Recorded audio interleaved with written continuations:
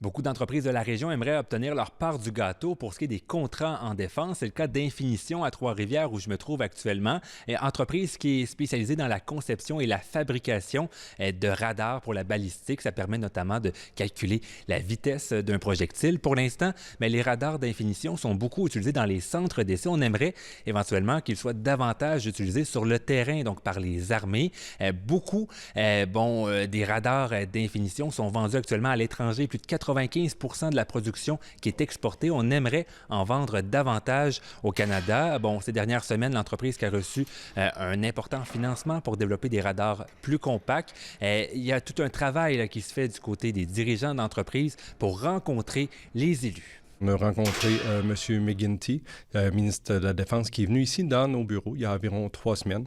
On a pu avoir une très bonne discussion, on a pu expliquer ce qu'on pouvait faire.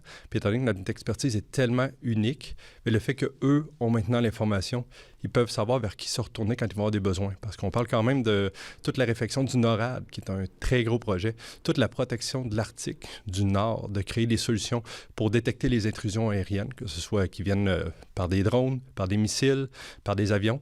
Donc, nous, on peut contribuer avec une solution qui est 100% canadienne, ce qui n'existait pas avant. Le maire de Trois-Rivières, Jean-François Aubin, croit que la ville pourrait devenir un pôle pour la défense. Pour lui, mais ça ne passe pas nécessairement par la création de nouvelles entreprises, mais bien en misant sur les expertises développées dans les entreprises déjà existantes. On peut penser par exemple à Marmen qui est déjà présente dans le nucléaire, dans l'éolien et qui veut développer les pièces pour les sous-marins.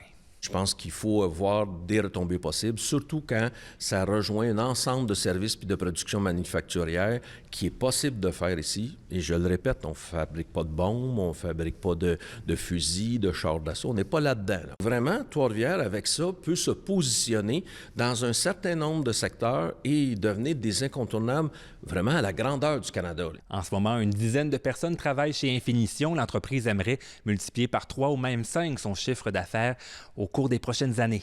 Ici Charles-Antoine Boulanger, Radio-Canada, Trois-Rivières.